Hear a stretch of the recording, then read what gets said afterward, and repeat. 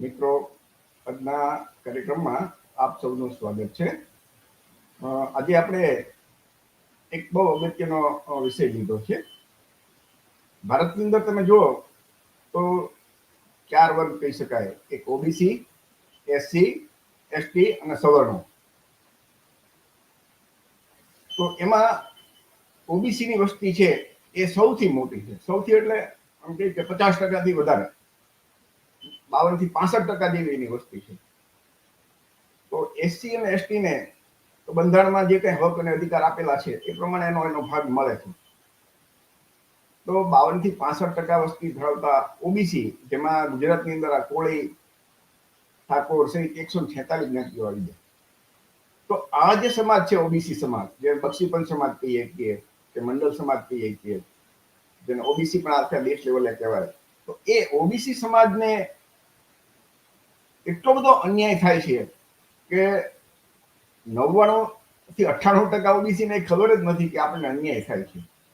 અને એ અન્યાય કેવી રીતે થાય છે એને જાણવા માટે આપણો આજનો કાર્યક્રમ છે. અને એ અન્યાય કોણ કરે છે? સામાન્ય રીતે અત્યારે તો રાજાશાહી છે, લોકશાહી છે. તો આઝાદીથી આજ સુધી ભાજપ, કોંગ્રેસ કે આપ જેવી પાર્ટીનું શાસન માનો છે. મુખ્ય તો કોંગ્રેસ ને ભાજપ જ રહ્યા છે. તો ઓબીસી ને અન્યાય કોણ કરે છે? ભાજપ કરે છે, કોંગ્રેસ કરે છે કે આપ પાર્ટી કરે છે?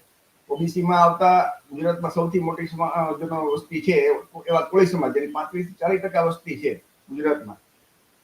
એ સમાજ, કોળી સમાજના લોકો જાગે છે, એને ખબર છે કે આપણને અન્યાય થાય છે કે નહીં.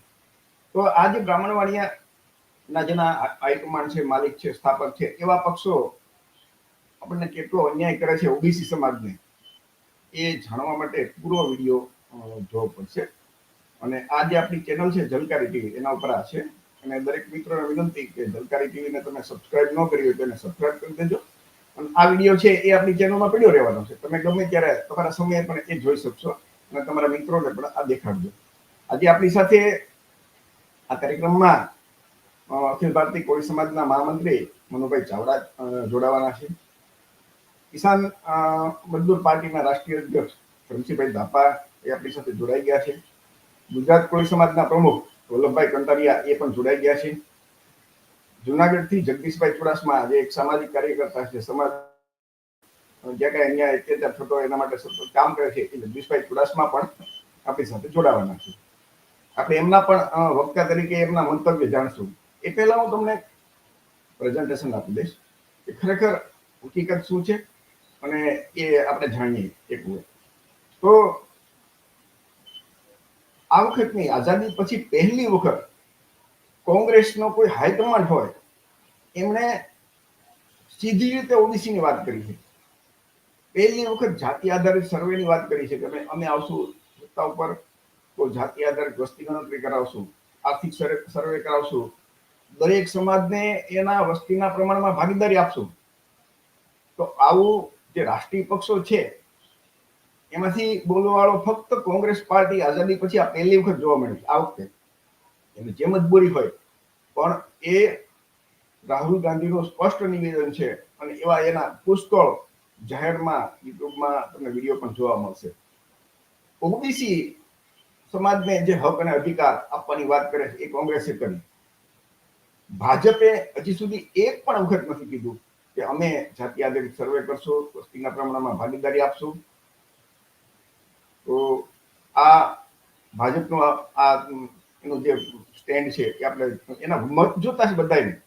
કેમ કે 52 થી 65% જે સમાજ હોય એના મત વિના કોઈ ચૂંટણી જીતી શકે નહીં. એના મત જરૂરી છે. તો કોંગ્રેસે વાત કરી છે, બરોબર છે. ભાજપે તો સીધું આપવાની, એને તો સંસદની અંદર એના મંત્રીએ, કેબિનેટ મંત્રીએ જાહેર કરી દીધું કે અમે ઓબીસી ની જાતિ આધારિત સર્વે કરવાના નથી. તો સર્વે નથી થવાનો એટલે ઓટોમેટિક બાકીની બધી જે એને લાભ અથવા તો એના બાકી કઈ થવાનું નથી. આપ પાર્ટી છે એનું પંજાબ અને દિલ્હીમાં બેમાં એનું શાસન છે. હવે એ આપણી સામે નજર સામે છે કે બંને રાજ્યમાં એમને જાતિ આધારિત સર્વે કરાયો નથી. ઓબીસી ને જાતિ આધારિત જે વસ્તીના પ્રમાણમાં એને આરક્ષણ અથવા તો ભાગીદારી આપવાની એમને વાત કરી નથી. બીજું, આપ પાર્ટી જે અત્યાર સુધીમાં રાજ્યસભાના જેટલા સભ્યો મળ્યા છે સંસદ તરીકે, સાંસદ સભ્યો, એમાં એક પણ ઓબીસી એસસી એસટી નો સભ્ય નથી મળ્યો આપ પાર્ટીનો. તો આપણે ત્રણેય પાર્ટીનું જોયું ને કે ભાઈ એનું શું અત્યારે એ લોકોના એજન્ડા શું છે, તો એ શું કરવા માંગે છે. તો એના ઉપરથી મોટી મોટી કોઈ વાતો કરે એમ નહીં, આપણે એ લોકોએ શું કર્યું છે ને શું કરવા માંગે છે એના ઉપરથી ખ્યાલ આવે કે ઓબીસી સાથે કોણ અન્યાય કરવા માંગે છે અને શા માટે. તમે જુઓ ને તો આઝાદીના 76 વર્ષ પછી તમે જુઓ ને તો લોકશાહીના જે ચારે સ્તંભ છે એ ચારે સ્તંભ ઉપર બ્રાહ્મણ વાણિયાનો કબજો છે. તમે વિચાર કરજો, આમાં ક્યાંય ઓબીસી એસસી એસટી જેની જે બિહારમાં જાતિ આધારિત સર્વે થયો ને તેમાં 85% જેવી વસ્તી આવી, એ 85% વાળા ઓબીસી એસસી એસટી નો કબજો નથી ક્યાંય. બહુ ક્યાંક ક્યાંક છે તો નહીવત, પણ વસ્તીના પ્રમાણમાં આમ જોઈએ તો કાંઈ ન કહેવાય. તો આ ચારેય લોકશાહીના જે સ્તંભ છે તમારી નજર સામે સ્ક્રીન ઉપર તમને દેખાય છે, ત્યાં ઓબીસી એસસી એસટી જેના મત અને વસ્તી 85% જેવા છે, તો એ લોકોનો કબજો નથી. તો આઝાદી પછી જે લોકશાહીના ફળ છે તો મુઠ્ઠીભરના હાથમાં જ ગયા ને એવું લાગે ને. ડોક્ટર બાબા સાહેબ આંબેડકરે જે બંધારણ બનાવ્યું અને બંધારણમાં જે દરેકને સમાનતા અને આર્થિક ન્યાય, સામાજિક સમાનતાની બધી વાત કરી, તો એ તો ક્યાંય એમાં દેખાતું નથી. તો બાબા સાહેબ આવી કલ્પના ન કરી હોય બંધારણમાં કે આવું ભારત હશે ભવિષ્યમાં 76 વર્ષ પછી. તો એના માટે જવાબદાર કોણ છે? તો કે ઓબીસી ના લોકો કે જે એમ જાગ્યા નથી. ઓબીસી ના લોકો ને ખબર નથી. આ એ તમે જુઓ ને તો આ ચારે 52 થી 65% વસ્તી ધરાવતા ઓબીસી માં કોળી ઠાકોર આ બધા આવી જાય, એમને ખબર નથી કે આ ચારે જગ્યાએ અમે તો ક્યાંય છીએ જ નહીં. અને છતાં જે બ્રાહ્મણ વાણિયાના પાર્ટીઓ છે એને સતત એ લોકો સમર્થન કરતા આવ્યા છે. ભાજપે ક્યારે નથી કીધું કે અમે બધી જગ્યાએ સમાનતા લાવશું. સૌથી અગત્યનો મુદ્દો છે ને એ જાતિ આધારિત સર્વે કે જાતિ આધારિત ગણના 1931 છેલ્લી થઈ હતી, ત્યાર પછી થઈ જ નથી. આઝાદીથી આપણા લોકોની માંગ છે કે જાતિ આધારિત એની વસ્તી ગણતરી થાય, સર્વે થાય, આર્થિક સર્વે થાય. તો શું થાય કે કોઈ ઓબીસીની જે એક્ઝેક્ટ કેટલી વસ્તી છે ને ખ્યાલ આવે. અને માનો કે 65% વસ્તી છે ઓબીસીની, તો અને 65% નોકરીઓ છે, 65% અધિકારી છે, પ્રોફેસર છે, ન્યાયાધીશ છે, કુલપતિ છે, ઉદ્યોગપતિ છે. તો નથી તો એ કોણ ખાઈ જાય છે? ઓબીસીના ભાગનો હિસ્સો કોણ ખાઈ જાય છે? એ ઓબીસીને ખબર પડે. આ જાતિ આધારિત સર્વે થાય, જાતિ આધારિત ગણના થાય, આર્થિક સર્વે થાય, તો એના એક્ઝેક્ટ ચોક્કસ આંકડા મળી જાય કે આ 3-4% વાળા લોકો પાસે આ બધું છે મોટા ભાગનું. તો 10 વર્ષથી ભાજપની સરકાર છે કેન્દ્રમાં. અગાઉ વર્ષો પહેલા મને કોંગ્રેસની હતી ત્યારે એ નથી કરાવ્યું. હવે એ ચોખ્ખું કહે છે કે અમે કરાવશું. આપની સરકાર છે કેન્દ્રમાં, જે આવી નથી, પણ રાજ્યમાં જે એની સરકાર છે એની વસ્તી જાતિ આધારિત સર્વે કે વસ્તી ગણતરી કરાવી નથી. તો સંસદમાં ભાજપ સરકાર 10 વર્ષથી એમણે આપણી જાતિ આધારિત સર્વે કે વસ્તી ગણતરી કરવાની ના પાડી દીધું. ના પાડી દીધી એનો મતલબ કે આ જે સમાજ છે ઓબીસી સમાજ, એમને એ હક અને અધિકાર બજેટમાં જે વસ્તી પ્રમાણેનો જે હિસ્સો મળે, ભાગીદારી મળે, એ આપવા નથી માંગતા.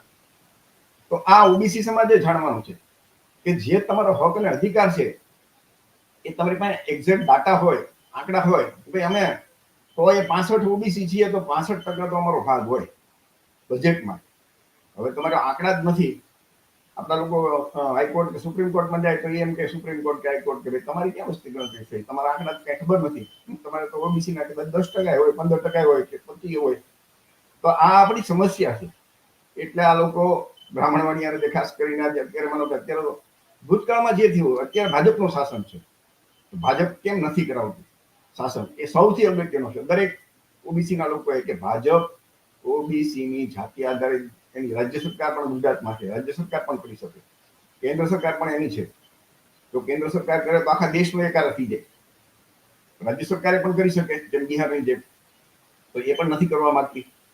તો રાજ્ય સરકારમાં કોણ આપણા લોકોએ આપણા ધારાસભ્યો છે, સંસદ સભ્યો છે, પાના પ્રમુખ છે, જિલ્લા પંચાયતના સભ્યો છે, તાલુકાના સભ્યો છે, કોર્પોરેટર છે, પેજ પ્રમુખ છે, તાલુકા જિલ્લાના બધાના હોદ્દેદારો હોય. તો એ લોકો કેમ નથી કહેતા ભાઈ અમારી જાતિ આધારિત સર્વે જરૂરી છે? અને બિહારની અંદર જે જાતિ આધારિત સર્વે થયો ને, તમે ઓબીસી ની વસ્તી ત્યાં 63% આવી. વિચાર કરજો બિહારમાં. આ તો એક સેમ્પલ આંકડો આવ્યો. હવે ગુજરાતમાં થાય તો ગુજરાતમાં કદાચ ઓબીસી ની વસ્તી 65% આવી જાય. એવી શક્યતા છે. અને બિહારના જે આંકડા એવા એમાં એમ કે ભાઈ ઓબીસી ની ટોટલી ઓબીસી એસસી એસટી ભેગા થાય તો 85% થયા. એટલે કે સવર્ણો દેશમાં ખાલી 15% છે. એક સેમ્પલ આંકડો આવ્યો આપણી પાસે. તો 85% સમાજને તમે જો તેની પાસે છે શું? તો કાંઈ નથી. 63% વસ્તીને 63% આરક્ષણ મળવું જોઈએ ને. મારે 65% તો આપણે 65% ભાગીદારી મળવી જોઈએ. તો એ બિહારમાં જાતિ આધારિત સર્વે થયો તો ત્યાં એ લોકોએ આરક્ષણમાં વધારો કરી દીધો અને કોઈ એનો વિરોધ નથી કરતું. ભાજપ કોંગ્રેસ કોઈ સવર્ણો કોઈ વિરોધ નથી કર્યો. તો ગુજરાતમાં આ થતું નથી. ઓબીસી ના લોકો જેને મત આપી એને સરકાર બનાવે છે એ લોકો કરતા નથી. તોય કોળે ઓબીસી ના લોકો બીજી વખત એને જ મત આપે છે. તો આ એક બહુ સમજવા જેવી બાબત છે કે ભાજપનું શાસન ગુજરાતમાં 28-30 વર્ષથી છે અને છતાં તમે જુઓ તો કેવી ઓબીસીની કોળી સમાજની કેવી દશા. તો એનું કારણ શું છે કે આ જો જાતિ આધારિત સર્વે થાય ને તો દરેક જિલ્લામાં તાલુકામાં ખબર પડે કે કોળી સમાજની આટલી વસ્તી છે, આ સમાજની એટલી વસ્તી છે. તો બધા ભાગ માગતા થઈ જાય. એટલા લોકો નથી કરાવતા એવું લાગે છે. ઓબીસી ને વસ્તીના પ્રમાણમાં આરક્ષણ મળવું જોઈએ એ બંધારણમાં લખેલું છે. જો એસસી એસટી ને વસ્તીના પ્રમાણમાં મળે તો ઓબીસી ને શા માટે ન મળે? સીધી વાત છે ને. બંધારણમાં એડિક્વેટ એટલે કે વસ્તીના પ્રમાણમાં. તો એસસી એસટી ને અગાઉથી એક રસ્તો બનેલો છે કે વસ્તીના પ્રમાણમાં મળે છે તો ઓબીસી ને મળવું જોઈએ. એ નથી મળતું. તો એના માટે ઓબીસી જાગતા નથી. જે લોકો નથી આપતા એને પાછા સરકાર બનાવે. જે સરકાર, જે પાર્ટીની સરકાર, ભાજપ વાળા તમને હક અને અધિકાર આપતા નથી એ જ ભાજપને ઓબીસી વાળા મત આપે, કોળી સમાજના લોકો મત આપે. તો ભાજપ વાળા કરતા તો ઓબીસી ની વધારે જવાબદારી છે ને. એને પોતાના હક અને અધિકારની ચિંતા થવી જોઈએ. પાર્ટીઓ તો એને ખબર છે કે ભાઈ એના બ્રાહ્મણવાણીયા માલિક છે તો એ લોકો ન આપવું હોય સ્વાભાવિક છે. એનો વાંક કાઢવા કરતા આપણે 10 વખત આપણો વાંક કાઢવો જોઈએ કે આપણા લોકો સમજતા નથી, આપણા લોકો જાગતા નથી. ઓબીસી ના, એસસી ના, એસટી કે આ એસસી એસટી ના તો એસટી ના લોકો તો બહુ જાગૃત છે. તો કે છે કે તમે લોકો જાગો, ઓબીસી જગાડે. ઓબીસી ના લોકોને કોને ખબર આ લોકો ધર્મના નામે એવા ભોળવી દીધા છે કે વાત પૂછોમાં. મંડળ પંચની બધી ભલામણો નો અમલ કરવાનો આજની તારીખે બાકી છે. વિચાર કરજો. જે આઝાદીથી ફળ મળવા જોઈએ, લાભ મળવો જોઈએ, એને બદલે મંડળ પંચનો અમલ આઝાદી પછી 43 વર્ષે થયો અને એમાં ફક્ત એક જ ભલામણ બીજા 10-15 વર્ષ પછી કે 20 વર્ષ પછી એક બીજી ભલામણ, બે ભલામણનો અત્યારે અમલ થયો અને બાકીની બધી ભલામણ બાકી છે અમલ કરવા. તો કેન્દ્રમાં ભાજપ સરકાર છે, ગુજરાતમાં ભાજપ સરકાર છે, શા માટે બધી ભલામણનો સ્વીકાર નથી કરતા? તો એનો મતલબ થાય છે ને કે ભાજપ છે એ ઓબીસી ને આગળ આવે એમાં એને શું વાંધો હશે? તું વિચારજો. એ આપણે વક્તાઓ પાસેથી સાંભળશું. હું તમારી પાસે એક્ઝેક્ટ માહિતી મૂકું છું. નક્કી તમારે કરવાનું છે દરેક દર્શકોએ કે ખરેખર આપણને કોળી ઓબીસી ને અન્યાય થાય છે કે નહીં. કેમ કે આપણા સમાજની એક સમસ્યા છે કે એને કોઈ કહે તો માને નહીં. પણ તમે ખુદ તર્ક કરજો, ચિંતન કરજો, બરોબર સાંભળો અને વિચારજો કે તમને અન્યાય થાય છે કે નહીં. અન્યાય થતો હોય એવું લાગે તો તમે વિરોધ કરશો ને. જ્યાં સુધી તમને એમ નહીં લાગે કે ના અન્યાય થતો જ નથી ત્યાં સુધી તમે વિરોધ કરવાના નથી. હું તમારી પાસે આંકડા હકીકત છે એ રજૂ કરું છું પણ એ ઉપરથી નક્કી તમારે કરવાનું છે. દેશનો જે લોકશાહીનો ચોથો સ્તંભ છે મીડિયા, ટોટલી ગોદી મીડિયા મોટા ભાગના થઈ ગયા છે.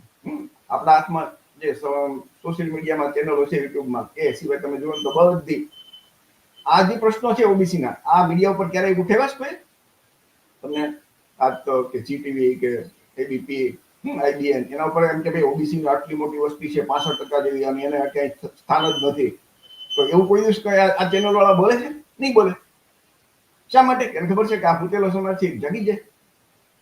તો આપણે એ પણ લોકશાહીનો જે ચોથો સ્તંભ છે ને મીડિયા, ત્યાં આપણો કબજો નથી. ન્યાયતંત્રમાં ન્યાય પણ આપણે બહુ ઓબીસી ના લોકો ભાગ્યે જ તમે જોવા મળશે સુપ્રીમ કોર્ટ, હાઈકોર્ટમાં એના જજ. બાબા સાહેબે બંધારણમાં લખ્યું છે કે જે શિક્ષણનો અધિકાર, તો આઝાદીના આટલા વર્ષ પછી દરેકને ફ્રી અને એક સમાન શિક્ષણની જે વાત છે એ નથી એનો અમલ થયો. શા માટે? આપણા ઓબીસી ના લોકો, એસટી ના લોકો, એસટી ના લોકો ગામડામાં સરકારી શાળામાં ભણે, કોર્પોરેશનની શાળામાં શહેરોમાં ભણે, તો એનું એજ્યુકેશન તમે જુઓ. અને એ પ્રાઇવેટ લોકો માટે, સૌનો માટે, પૈસાદાર માટે બધી પ્રાઇવેટ ખાનગી સ્કૂલો, એનું શિક્ષણનું સ્તર જુદું, સરકારી શાળાનું સ્તર જુદું. અંતે પછી પાછી જયારે નોકરી માટે આવે ત્યારે બેને સ્પર્ધા કરવાની, એમાંથી ક્યાંથી આપણા બાળકો ટકી છે? ભાજપ વાળા તમે જોવો તો દરેકને ફ્રી શિક્ષણની કેમ યોજના નથી લાવતા?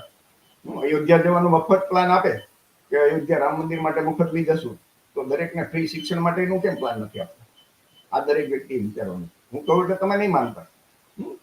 આપણા જે ઓબીસી ના જે કેન્દ્રીય વિશ્વવિદ્યાલય તમે જો ઓબીસી ના પ્રોફેસરો કેટલા, તો કે નહીવત, હાવ નહીવત હતો. ત્યાં ક્યાંક એ લેતા જ નથી, અને અરજી કરે તો કે નોટ ફાઉન્ડ સુટેબલ કરીને એમ કરીને કાઢી નાખે.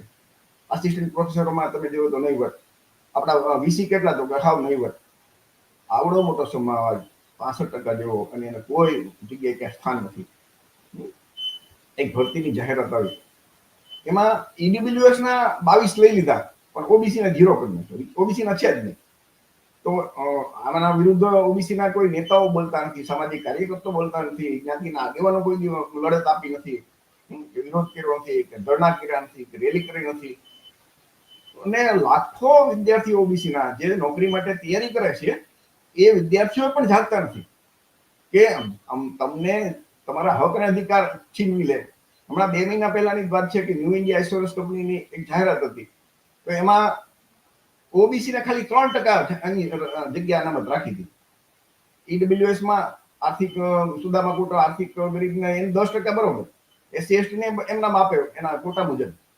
કેમ કે એસસી અને એસટી આખા દેશમાં જાગૃત છે. એસસી ની જગ્યા કાપી નાખે ને તો એ આખા દેશ થાકી ગયેલા છે, એટલે એ તરત જ આંદોલન કરે, હોબાળો કરે, અને તરત જ સરકાર એમાં ધ્યાન રાખે. પણ એને સૌથી ખબર છે સરકારને કે ઓબીસી ના લોકો છે ને સુતેલા લોકો છે, એટલે ઓબીસી ને ગમે ત્યારે કાપવા હોય તો કાપી નાખે. આ હકીકત છે તમારી સામે. તો એ કાપવા વાળા કોણ છે, જગ્યા ખાઈ જવા વાળા કોણ છે, એ તમારે વિચારવાનું. એક નવો આ લોકો એક નિયમ કે જે આપણે અનામતમાં ઓપન મેરિટમાં આવતા હોય ને એને તો અનામત કોટામાં નાખી દે. અને આમાં આવી રીતે કરીને જીપીએસસી ને જે આઈએસ જે ક્લાસ 1 ની પોસ્ટ છે, એની અંદર કેટલાય લોકો આપણા કાપી નાખ્યા, એને નોકરી ન મળે. એની જે ઓપનમાં આવતા હોય ને મેરિટ વાળા, એને જે એના કોટામાં, ઓબીસી ના કોટામાં નાખી દે. આમાં ઓબીસી એસસી એસટી ના ઘણી બધી નોકરીઓ આમાં ખવાઈ જાય, કેમ કે બધા ઇન્ટરવ્યુ લેવા વાળા છે, આયોજન કરવા વાળા છે. ક્લાસ 1 અને ક્લાસ 2 ના જે ઇન્ટરવ્યુમાં આપણા લોકોને મૌખિકમાં માર્ક ઓછા આપે, એમ કરીને કાપી નાખે. તો આપણા સંસદ સભ્યો કઈ બોલે નહીં, આપણા ધારાસભ્યો કઈ બોલે નહીં. અને એ જે લોકો આપણને કાપી નાખે ઓબીસી ને, હળ તો અન્યાય કરે, એને જ પાછા બીજી સત્તા આપે. તો આ ભાજપ સરકાર ના માં આ બધું થાય છે. ત્યાર પછી તમે જોવાનું તો જે સરકારી નોકરીઓમાં, સરકારી કંપની હોય એમાં ઓબીસી એસસી એસટી ને આરક્ષણ મળે. તો આ લોકોએ શું કર્યું કે રેલવે, વીમા company, airport, petroleum company, Coal India, BPCL, BALCO અને ગન ફેક્ટરી, ભેલ, આ બધાનું ખાનગીકરણ કરી નાખ્યું. એટલે કે ખાનગીકરણ કરી નાખો, સરકારી કંપની લે તો આ લોકોને આરક્ષણ આપવું પડે ને, એટલે ખાનગીમાં પછી કોન્ટ્રાક્ટ પદ્ધતિ ઉપરથી લે આપણા લોકોને મજૂરોમાં. અને આવી રીતે આપણી નોકરી ખતમ કરી નાખી ખાનગીકરણ કરીને. તો આપણા ધારાસભ્યો, સંસદ સભ્યો એક શબ્દ બોલે નહીં. કરવા વાળા કોણ છે? ભાજપ વાળા. ક્લાસ 3 અને ક્લાસ 4 છે એનું આઉટસોર્સિંગ આપી દીધું, કોન્ટ્રાક્ટ પદ્ધતિ આપી દીધી, તો ન્યાય આપણી નોકરી ખતમ કરી નાખી. તો જે સરકાર તમારી આપણી ઓબીસી ની, કોળીની નોકરી ખતમ કરે છે, એને પાછા આપણા લોકો સત્તા આપે. તો એ કોળી ઓબીસી વિચારવાનું છે કે શું કરવું જોઈએ. ડાયરેક્ટ ભરતી, બેકડોર એન્ટ્રી. સચિવ જે આઈએસ અધિકારી 15 વર્ષ નોકરી કરે ને પછી સચિવ તરીકે જાય, તો એમાં ડાયરેક્ટ કોઈ પરીક્ષા ની એમના બધા મામા માસીના ભરી દીધા. અત્યાર સુધીમાં જેટલા ભર્યા છે એમાં એક પણ ઓબીસી નો, કોઈનો, એસસી નો કે એસટી નો કોઈ સચિવ નથી, બધા એના. અને આપણી ઘરની આ છાપાની વિગત છે, તમારી નજર સામે. તો જે સરકાર બંધારણમાં કઈ એવી જોગવાઈ નથી, છતાં આપણી નોકરીઓ વિચાર તો કરો, ક્લાસ 1 અધિકારીની નોકરી ખાઈ જાય, છતાં આપણા ધારાસભ્યો કે સંસદ સભ્યો કે આપણા પ્રતિનિધિ એક શબ્દ બોલે નહીં, અને આપણા જે મતદારો છે એ પાછા એને જ મત આપે. તો જવાબદાર આપણે છીએ કે ભાજપ છે? એ દરેક વ્યક્તિએ વિચારવાનું છે. ઈડબ્લ્યુએસ આરક્ષણ, બિહારમાં જે જાતિ આધારિત સર્વે થયો એમાં ખબર પડી કે જે સવર્ણોની વસ્તી છે એ 15% છે. આમ દેશ લેવલે કદાચ એટલી જ આવે.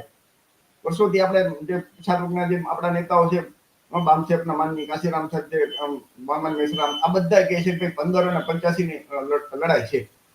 તો એ 15% માંથી 2019 ની જે લોકસભાની ચૂંટણી હતી ને એ પહેલા નરેન્દ્રભાઈ મોદીની સરકારે આજે 15%માંથી જે આર્થિક રીતે ગરીબ હોય, જેની 8 લાખથી ઓછી આવક હોય, એના માનો કે 6 થી 8% હોય વસ્તી, અડધા અડધ ગણી દો, તો એ અડધો અડધ 6 થી 8% ને 10% આરક્ષણ આપી દીધું 3 દિવસમાં. લોકસભામાં પાસ કર્યું, રાજ્યસભામાં પાસ કરી દીધું, બંધારણમાં સુધારો કરી નાખ્યો. બંધારણમાં આવી કોઈ જોગવાઈ જ નથી કે આર્થિક રીતે આરક્ષણ આપવાની વાત જ નથી. આપણા લોકો માટે આર્થિક માટે જોગવાઈ શું હતું કે નરેગા યોજના ખાલી ખોદવાના, અને એના માટે સરકારી નોકરી 6 થી 8% સવર્ણો. તો એ સવર્ણોની નોકરી તો ઓલરેડી સરકારમાં એની વસ્તી કરતા 3 ગણી કે 4 ગણી કે 5 ગણી વધારે છે. તો જેનું આરક્ષણ, જે પ્રતિનિધિત્વ ન હોય એને આરક્ષણ મળે ને. ઓબીસી ને, એસસી ને, એસટી ને એટલા માટે મળ્યું કે એનું પ્રતિનિધિત્વ નહોતું, નથી પૂરતું એટલા માટે. તો આ તો એમનું પ્રતિનિધિત્વ વધારે છે, છતાં કોઈ ડેટા નહીં, કોઈ સર્વે નહીં, કોઈ વસ્તી ગણતરી નહીં, એમ નામ આપી દીધું. તો સવર્ણોની સરકાર સવર્ણોના બાળકોને એમ નામ સીધો લાભ આપી દીધો. અને આપણા ધારાસભ્યો, સંસદ સભ્યો એક શબ્દ ન બોલ્યા. 6 થી 8% સવર્ણોને 10% આરક્ષણ આપી દીધું, અને 52 થી 65% જેવા ઓબીસી ને ખાલી 27% મળે છે. તો એમ ન કીધું કે ભાઈ તમે એને આપો કઈ વાંધો નહીં, પણ અમારે રીતે વસ્તીના પ્રમાણમાં અમને આપી દો, એવું કેવું જોઈએ ને. તો આ કોઈ બોલતા નથી. તો દરેક મતદાર મિત્રો જે ઓબીસી, એસસી, એસટી ના, એમને વિચારવાનું. હમણાં સંદેશનો છાપાનો રિપોર્ટ હતો કે બિન અનામત આયોગ માટે 500 કરોડ અને એસસી, એસટી, ઓબીસી ના જે આયોગ છે એના માટે 166 કરોડ. વિચાર કરજો, આ તમે તમારી નજર સામે ગુજરાત સરકાર શું કામ કરે છે. દેશના ઉદ્યોગપતિઓમાં, જે ભારતના બંધારણના આમુખમાં લખ્યું છે કે આર્થિક સમાનતા, તો અત્યારે તો ભયંકર આર્થિક અસમાનતા ઉભી થઈ છે. તમે દેશના 10,000 ઉદ્યોગપતિ લેશો તો એમાં આપણા ઓબીસી, એસસી, એસટી ના કેટલા? ભાગ્યે જ કોક એકાદો મળે. ખરેખર તો આપણી 85% વસ્તી હોય તો 8,500 હોવા જોઈએ, એટલે તમે એકાદો મળશે. તો એનો મતલબ એટલી બધી આર્થિક અસમાનતા ઉભી થઈ છે, અને એ જ લોકો પાછા આ સરકારને મદદ કરે, તો એની સામે આપણા ગરીબ લોકો કેવી રીતે લડી શકે ચૂંટણી તે? આ વિચારવાનું છે. રાજ્યસભાના સંસદ સભ્યો બનાવે એમાં અનામત નથી, તો ઓબીસી, એસસી, એસટી ના ભાગ્યે જ કોક બને. તમે જોજો, બાકી બધા એના બધા એ લોકોના જ ભરગે. અને આપણા લોકો જે નહીં, છતાં આપણા લોકો એ જે પાર્ટીઓ આપણને આવા હક અને અધિકાર આપતી નથી એને સમર્થન આપે. તો એ ઓબીસી, એસસી, એસટી ના લોકોએ વિચારવાનું છે કે આ અન્યાય ક્યાં સુધી સહન કરશે. મેં તમને કીધું કે આપ પાર્ટી છે એના છેલ્લા 5-7 વર્ષથી છે, તો એ લોકોએ અત્યાર સુધીમાં જેટલા સંસદ સભ્યો રાજ્યસભામાં મોકલ્યા છે એમાં એક કે ઓબીસી, એસસી, એસટી નો નથી લીધો. વિચાર કરજો. ભાજપ, કોંગ્રેસ ભાગ્યે ક્યાંક ક્યાંક લઈ લે એકાદો કોઈ નમૂના પૂરતો, બાકી એમાં આરક્ષણ છે નહીં એટલે લેતા નથી. એ તો જે આપણા સંસદ સભ્યો હોય ને, આપણે ચૂંટીને મોકલીએ અને 5 વર્ષ છે, આ લોકોને 6 વર્ષ છે મુદત. ત્યાં 6 વર્ષ સુધી ત્યાં રહેવાનું. બધા ભથ્થા અને હક અને અધિકાર બધા એ આ સંસદ સભ્યો જેટલા છે. આ ભાજપના આપણા જે ઓબીસી 10,000 થી ચાલુ કેન્દ્રીય કોટા અનામત હોય ને, એક કોટામાં એને 23% આરક્ષણ આપવું જોઈએ ને, ન આપ્યું. તો આપણી વસ્તી 52 થી 65% એટલું મળવું જોઈએ, બધા 27% તો એનું આપ્યું. તો 27% મુજબ 10,000 જગ્યા આપણી આ લોકો સવર્ણો ખાઈ ગયો. તો કોણે? સરકારે ખાઈ ગઈ. શું એ તો તામિલનાડુ સરકારના ડીએમકે એ લોકો ગયા સુપ્રીમ કોર્ટમાં, અને એ ચુકાદાના આધારે મળવાની શરૂઆત થઈ. અવાજમાં ડિસ્ટર્બન્સ આવે. અચ્છા, હા હા, મારું બધું બેન છે. હલો, હા, સીટી વાગે છે, સીટી અવાજમાં. અવાજ ઓછો આવે છે, કપાય છે. સીટી વાગે છે અચ્છા, ચાલુ અને પડઘા પડે છે. એક મિનિટ, તમારા બે ના બંધ કરતો. હવે જુઓ તો બરોબર છે. હા, બરોબર. એ તમે છે ને તમારા મ્યુટ જ રાખજો, ચાલુ નહીં કરતા. ઓકે ઓકે ઓકે, સારું. તો ઓકે, હવે વિચાર કરજો કે આજે આપણા બહેનો છે ને એ એના ઉપર લાઠીઓ વિજાણી હતી, ખબર છે? માઇનિંગ ની વિરુદ્ધમાં આંદોલન કરતા હતા ત્યારે. તો જે તંત્રના, ભાજપના નેતાઓ ત્યારે કોઈ આવ્યા જ નહોતા ત્યારે. તો જે લોકો આપણી બહેનો, મા દીકરીઓ પર લાઠી એને મારે, અને છતાં આપણે લોકો એને પાસે બીજી કોઈ લાવીએ, એટલે કે માર ખાઈ અને છતાં પાછી એમને સત્તા આપીએ. તો આ વિચારવાનું છે મિત્રો, કે આ ક્યાં સુધી આપણે સહન કરશું. આ જે છાપાનો રિપોર્ટ છે કે વડાપ્રધાન ત્યાં જે સચિવ છે ને એમાં નિવાસીમાંથી એક પણ ઓબીસી નથી. વિચાર કરજો. પણ હમણાં જે રાહુલ ગાંધીએ કીધું ને કે 89માં 3 ઓબીસી છે, તો કે અમે આવશું તો બધા ઓબીસી ને એના વસ્તીના પ્રમાણમાં આપશું. એ ઓબીસી નું હવે રાહુલ ગાંધી અને એ ખુલ્લી બોલે છે કે જેમ સરકાર તો એમ કે સચિવો ચલાવે છે, ક્લાસોના અધિકારી જો ત્યાં તો તમે છો જ નહીં, તો આ સરકાર ઓબીસી ની વિરોધી છે. તો ભાજપ છે એ ઓબીસી ને હિન્દુ બનાવે ખૂબ, કે ભાઈ એને હિન્દુ તરીકે રામ મંદિર આપણે બનાવી દીધું છે. તો હિન્દુ ધર્મના જે સૌથી મોટા વડા છે શંકરાચાર્ય, ભાજપ વાળા બનાવે ઓબીસી ને, એસસી ને, એસટી ને, કે ક્ષત્રિય ને, વાણિયા ને, હિન્દુ બધાને બનાવે છે, પણ જે સૌથી મોટું પદ છે હિન્દુ ધર્મનું શંકરાચાર્ય એ નહીં બનાવે ઓબીસી, એસસી, એસટી. આજે એક છાપાનો રિપોર્ટ છે કે જે મુખ્ય પૂજારી છે ને 90,000 પગાર. તો ભાજપ વાળા આપણા ઓબીસી ના લોકો આંદોલન કરે પણ પૂજારી તો એ લોકો બની જવાના સીધા બ્રાહ્મણ, અને આપણા લોકોને કઈ મળવાનું નથી. તો એનો શું મતલબ? પછી આ ભેટમાં જે બધી મંદિરમાં આ બધું મળે છે તો એમાં કોઈ દિવસ ક્યાંય તમે આપણા લોકોને ક્યાંય ભાગ મળ્યો છે? અયોધ્યાના જે રામ મંદિરના બધા જે ટ્રસ્ટીઓ છે એ ટ્રસ્ટીમાં આપણા લોકોને લીધા છે ઓબીસી ના એક? તો કે ના. તો રામ મંદિરની લડાઈમાં સૌથી વધારે મેરા ઓબીસી ના, અને ટ્રસ્ટીમાં એકય નહીં. તો આ તમારે વિચારવાનું છે કે ભાજપ છે એ ઓબીસી ના ફાયદા માટે છે કે નુકસાન માટે, તમારે વિચારવાનું છે. તો આ ખાસ બધા મિત્રો વિચારજો. આજે છે એ તમે ડોક્ટર ઓમ સુધા એ ચોખ્ખું કહે છે કે ઓબીસી ના મત જોતા હોય ને ત્યાં સુધી ઓબીસી હિન્દુ, બાકી પછી એમ કે જાઓ તમે તો શુદ્રવર્ણ નીચી જાતિ.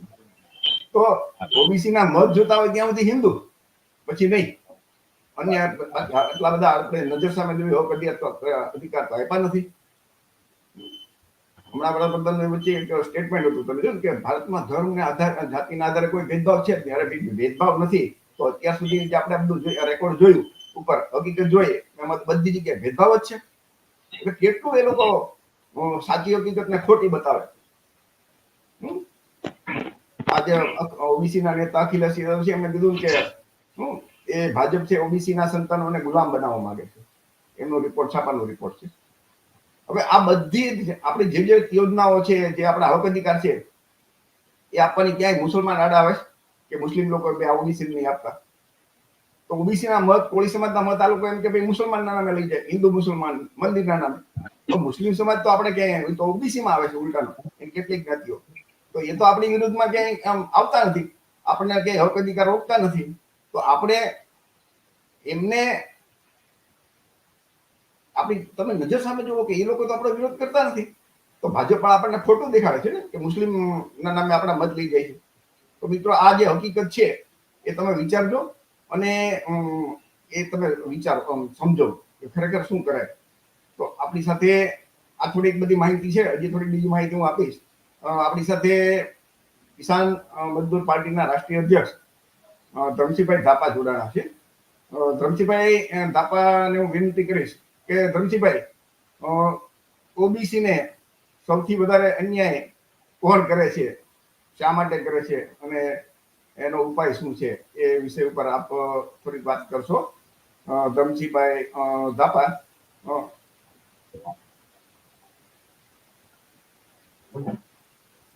હા ધરમસિંહભાઈ બોલો.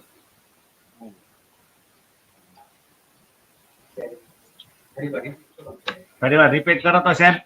અચ્છા, આજે મેં માહિતી આપણે આ બધી પ્રેઝન્ટેશન આપ્યું, તો હવે તમે એ કહો કે ભાઈ ખરેખર ઓબીસી ની સાથે આ ભાજપ વાળા, કોંગ્રેસ વાળા કે આપ વાળા કોણ અન્યાય કરે છે, સૌથી વધારે અન્યાય કોણ કરે છે, અને એ અન્યાય રોકવા માટે શું આપણે કરવું જોઈએ, આપણા સમાજની શું જવાબદારી છે. અને આજે માહિતી આપી કે તમે ઓબીસી સમાજને શું સંદેશો આપવા માંગો છો, એસસી એસટી સમાજને શું સંદેશો આપવા માંગો છો. ધરમસિંહભાઈ ધાપા, કિસાન મજદૂર પાર્ટીના રાષ્ટ્રીય અધ્યક્ષ ધરમસિંહભાઈ ધાપા. છે પ્રશ્ન હું સમજો હરકો નથી સમજો. રાજકીય રીતે અન્યાય કરે છે ને. આ તમારી સામે મેં પ્રેઝન્ટેશન રજૂ કર્યું. ભાઈ વલ્લભભાઈ તમારું માઇક સ્પીકર ચાલુ રાખો એટલે હું સંભળાઈ જાય. હા, ઓબીસી સમાજને રાજકીય રીતે કે જે અન્યાય થયેલો છે. હા, તો એ અન્યાય છે.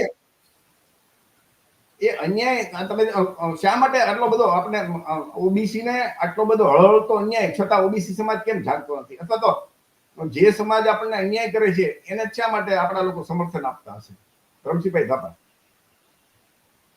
હવે એમાં એવું છે કે આપણા લોકો જે કોંગ્રેસ, ભાજપ કે આમ આદમી પાર્ટી એના માલિકો વાણિયા બ્રાહ્મણો છે. અને વાણિયા બ્રાહ્મણોએ હંમેશા ઓબીસી સાથે એટલો બધો અન્યાય કરેલો છે. જેનું રાજ આવ્યું કે જે રાજ્યમાં આવ્યું કે કેન્દ્રમાં રાજ આવ્યું, આ સુધી જે સંવિધાન મુજબ કોળી, ઓબીસી ને વસ્તીના પ્રમાણ દરેક જગ્યાએ પ્રતિનિધિત્વ હોવું જોઈએ, એ પ્રતિનિધિત્વ દીધું નથી. વસ્તીના પ્રમાણ આપણે જે ભાગીદારી હોય જોઈએ એ પણ આપી નથી. એટલે ઓબીસી ને જે વાણિયા બ્રાહ્મણની પાર્ટીઓ છે એ અન્યાય કરે છે.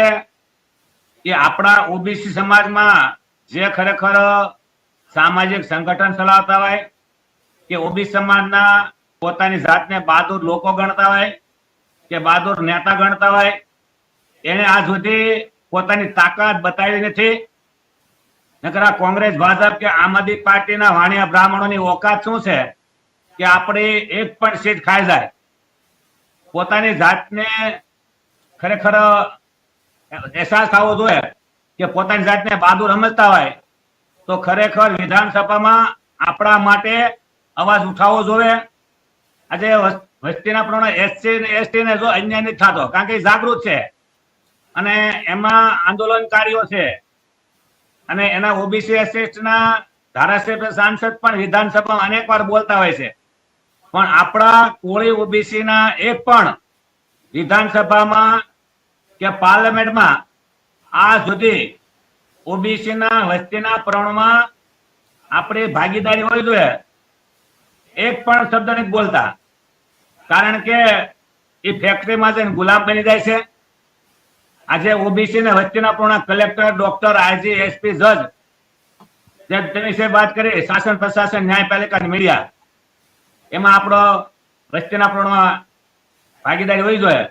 આ ભાગીદારીનો સિદ્ધાંત કઈ ભીખ માંગવાનો સિદ્ધાંત નથી, પણ બાબા સાહેબે જે વસ્તીના પ્રમાણ આપણને 366 આર્ટિકલ મુજબ આપણે નોકરીમાં, શિક્ષણમાં, જમીનમાં અને ઉદ્યોગોમાં અને લોનોમાં દરેક જગ્યાએ આપણી ભાગીદારી હોય જોઈએ, હિસ્સેદારી હોય જોઈએ.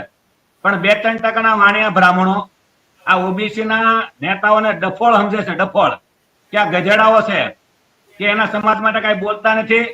એને માત્ર લક્ષ્ય ધારાસભ્ય, સાંસદ બનવાનું. એને ખબર છે કે વિધાનસભામાં કે પાર્લામેન્ટમાં આ લોકો આપણા કૈયાગ્રા, આપણે કઈ એમ જ કરશે. હવે એવા લોકોને તે ટિકિટ આપે છે અને એવા લોકોને તે ત્યાં સુટાઈ લઈ જાય છે. હવે જે ઓબીસી ના લોકોને બોલવાની મંજૂરી પણ જે એની કમિટી બની હોય ના લેવી પડતી હોય, અને હું બોલવું, હું ન બોલવું એની કમિટી નક્કી કરતી હોય, તો આ લોકોને બોલવાનો પણ જો મંજૂરી લેવી પડતી, શા માટે આપણા માટે બોલી જ ન કે. એટલે બાબા સાહેબ નું સંવિધાન પણ મેં વાંચ્યું છે અને ઓબીસી અનામત કોના માટે, શા માટે એ પણ વાંચ્યું છે. કોંગ્રેસની રાજનીતિ કોને વિરુદ્ધમાં હતી, ભાજપની રાજનીતિ કોને વિરુદ્ધમાં છે અને આમ આદમી પાર્ટીની વિરુદ્ધમાં કોની વિરુદ્ધમાં છે. આ ઓબીસી ની વિરુદ્ધમાં કોંગ્રેસ, ભાજપ ને આમ આદમી પાર્ટીની રાજનીતિ રહી છે. આ સુધી જે રાહુલ ગાંધી જે અત્યારે અનામતની વાત કરે છે, તો 1 થપ્પુ 45 વાત કર્યું, એને અનામત આપી નહીં. અને જયારે અનામત દેવાની વાત આવી તો ભાજપે બધું પ્રાઇવેટીકરણ કરી નાખ્યું. અને કેજરીવાલ પણ પોતાના 2 રાજ્યમાં સરકાર ચલાવે છે, તો વસ્તીના પ્રમાણમાં ઓબીસી ને દરેક જગ્યાએ આપવાની વાત આવે તો એ પણ આપતો નથી. રાજ્યસભામાં કોઈ પણ મેમ્બર મૂકવાનો આવે તો પણ એક જ જાતિના લોકોને મોકલે છે. એટલે કેજરીવાલને પણ એને આપણો મસીહા નહીં સમજીએ. અને બાબા સાહેબે કીધું છે કે વાણિયા બ્રાહ્મણો પર 1% વિશ્વાસ નહીં કરવાનો. વાણિયા બ્રાહ્મણની પાર્ટીમાં 5 પૈસાનો પણ મેમ્બર ન બનવું જોઈએ, કારણ કે એને જ આપણને હેરાન કરેલા છે. આજે ઓબીસી ને જમીન વિના કેમ કરી દેવા, ઓબીસી ને ભાગની નોકરી કેમ ખાઈ ગઈ, એક જ જાતિનું દરેક જગ્યાએ કેમ પ્રતિનિધિત્વ હોવું જોઈએ એમ સમજાવે છે. એટલે સાહેબ આપણે સમજવું તો છે કે જે સામાજિક સંગઠન ચલાવે છે કે અનામતની જાગૃતિ, પણ અનામત કોણ નથી આપતું એનું નામ પણ આજે ઓબીસી માં આવતા તમામ સમાજના લોકો જે પણ સંગઠન ચલાવે છે એ એક પણ વ્યક્તિઓ એમ નથી કહેતા કે કોંગ્રેસે અનામત નથી આપી, અને કોંગ્રેસે તો ખુલ્લો વિરોધ કર્યો હતો, ભાજપ પણ વિરોધ કરે છે, અને કેજરીવાલ પણ આપણને અનામત આપવા માંગતો નથી. એટલે હું તો ઓબીસી સમાજના નેતાઓને કહેવા માંગુ છું, અને ઓબીસી સમાજમાં આવતા તમામ સમાજે પણ કહેવા માંગુ છું કે તમે સામાજિક સંગઠન ચલાવો છો તો તમારે દેશની રાજનીતિ વિશે વાંચવું જોઈએ. કોંગ્રેસે શું કર્યું, મંડળ કમિશનનો વિરોધ કોણે કર્યો, કાકા કાર્યક્રમ કોણે બનાવ્યું અને એનો વિરોધ કોણે કર્યો, આ સુધી મંડળ કમિશનનો અમલવારી કરવા માટે જે આપણે મહેનત કરીએ છીએ તો એ અનામત આપણે અમલવારી કોણ નથી કરવા દેતા, કોને અનામત આપી, કોને નોકરી આપી, કોણ નક્કી કરે છે? આ વાણિયા બ્રાહ્મણની પાર્ટીના માલિકો કોને શું આપવું, કોને ન આપવું નક્કી કરે છે. આજે 10% આરક્ષણ 3 દીમાં લઈ આવ્યા, એનું બજેટ કેટલું આપ્યું તો આપણું બજેટ કેટલું? એટલે આ રહી વાત આપણા ભાગીદારીના સિદ્ધાંતની વાત. જેટલા લોકો ઓબીસી માટે લડે છે એના માટે આ વાણિયા બ્રાહ્મણો ખોટા ખોટા કેસ કરવા, ઈડીની રેડ પાડવી, જેલમાં નાખી દેવા, એટલે ડર રાખીને રાજ કરવા, આપણને ડરમાં રાખે છે. જે લોકો એના માટે કામ કરતા હોય એને કોઈ દિવસ એની પર કાંઈ નહીં થાય. આ તો કેજરીવાલને અત્યારે જેલમાં નાખ્યા છે એટલે એને તો એક કહેવાય ને કે હાઈલાઇટ કરવા માટે રાખ્યા છે. સમજાણી વાત? મેં જયારે ઈસુદાન ગઢવી સાહેબે કે જયારે મધ્યપ્રદેશમાં રાહુલ ગાંધી એમ બોલ્યા કે ઓબીસી ની જાતિ જનગણના થઈ જોવે, અને બિહારમાં જાતિ જનગણના થઈ ત્યારે પણ આમ આદમી પાર્ટીના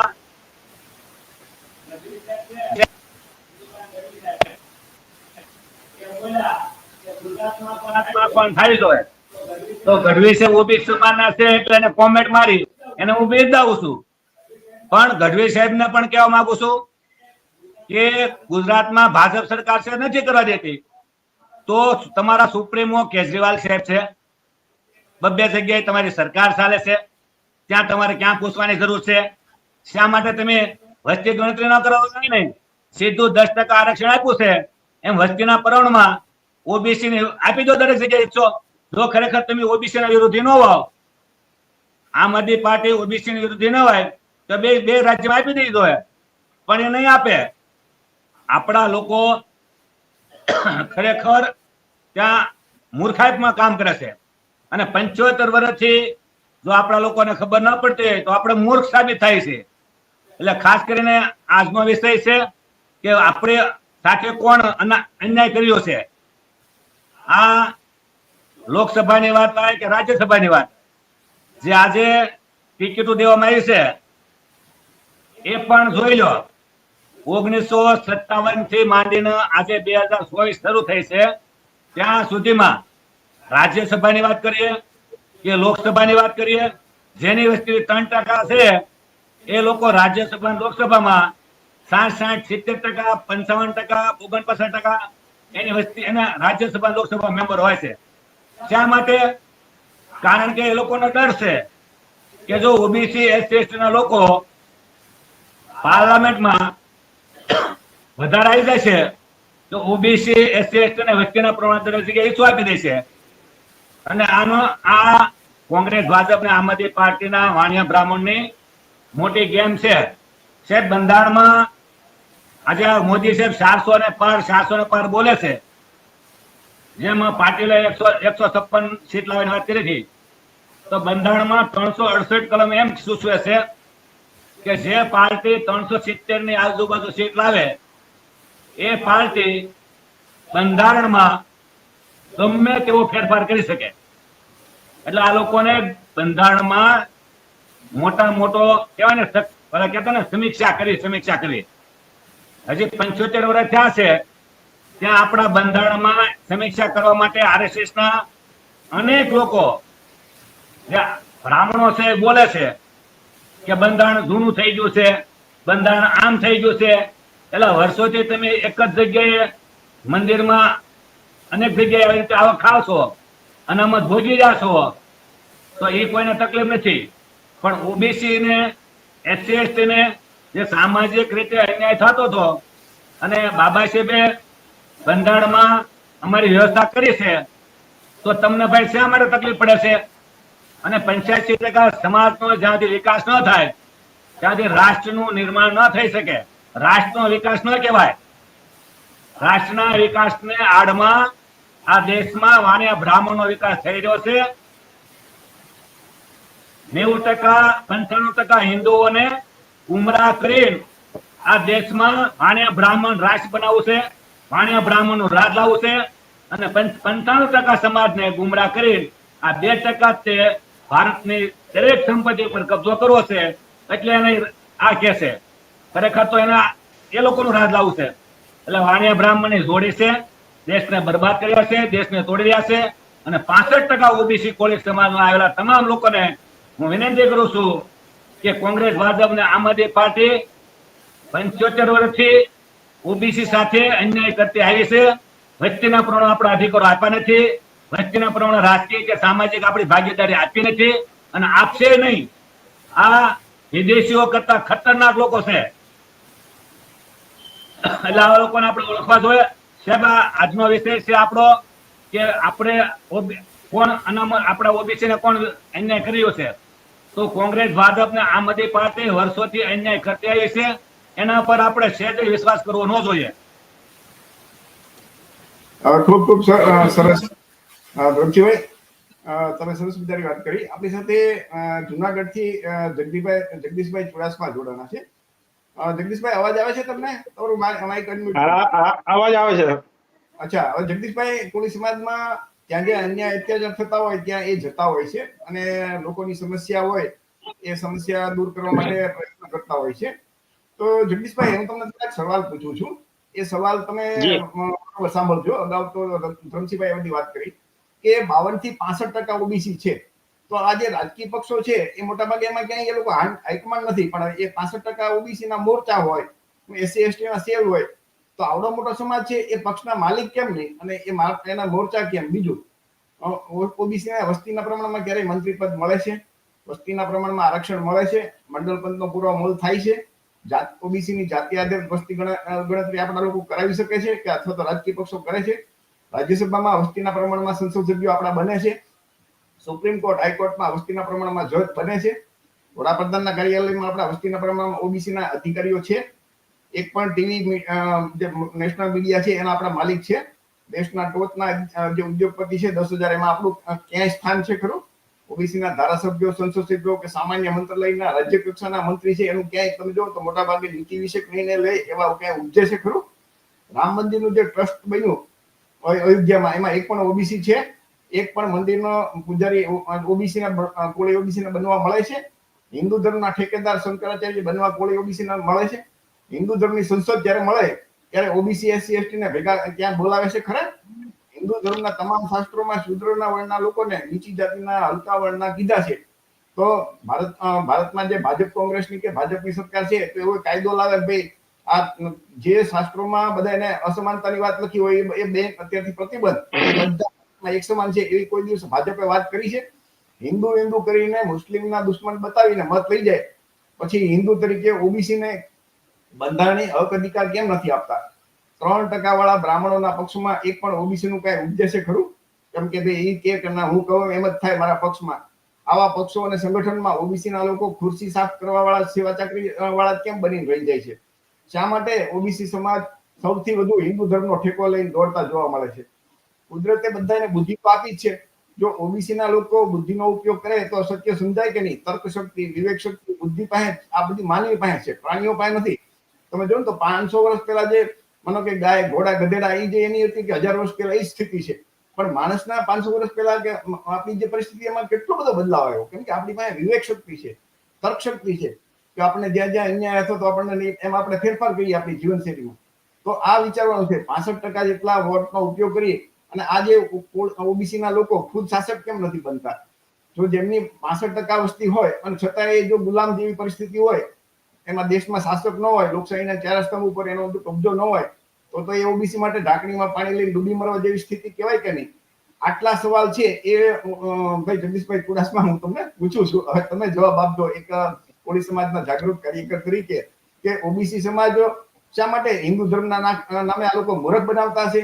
કોઈ મૂર્ખ બનાવે તો ખરેખર તો મૂર્ખ બનાવનાર કરતા મૂર્ખ બનનારનો વધારે એ ગુનેગાર કહેવાય. તો આ બાબતમાં ઓબીસી ના લોકો પોતાના બંધારણીય હક અધિકારની ચિંતા કેમ નહીં કરતા હોય? અને એ તમે ઓબીસી સમાજમાં, કોળી સમાજમાં ફરો છો તો એ બાબતમાં તમારો અભિપ્રાય કયો? તમે ભાઈ જગદીશભાઈ ચુડાસમા, આપણને આ બાબત છે. જગદીશભાઈ ચુડાસમા. ચિમનભાઈ, સૌથી પહેલા તો આપણા લાઈવમાં જોડાયેલા તમામ આપણા જે મિત્રો છે, જે ઓબીસી, એસટી, એસસી લઘુમતી માટે અને એના હક અને અધિકાર માટે લડે છે અને એના માટે જોડાયેલા છે, એ તમામને મારા જય સંવિધાન, નમો બુદ્ધાય. ઘણા બધા સવાલો તમે આજે ઓબીસી અને એને ધ્યાનમાં રાખીને પૂછ્યા છે. સૌથી પહેલા તો હું મારા વક્તવ્યની શરૂઆત ધરમસિંહભાઈ ધાપાથી કરીશ. આજથી વર્ષો પહેલા જ્યારે હું બોટાદની અંદર રહેતો હતો અને થોડી ઘણી સમાજમાં જાગૃતિ આવે એના માટે થઈ અને મથવાનું શરૂ હતું, એ સમયે પાલીતાણાની અંદર મહેશભાઈ ચુડાસમા આગળથી ધરમસિંહભાઈ ધાપાનું નામ સાંભળ્યું અને એની જે કામગીરી છે કલ હમારા યુવા સંગઠનની, ઓબીસી, એસટી, એસસી અધિકાર માટેની જે સંગઠન છે એમની, અને મને એમને મળવાનું મન થયું, એમના સંપર્કમાં આવ્યો.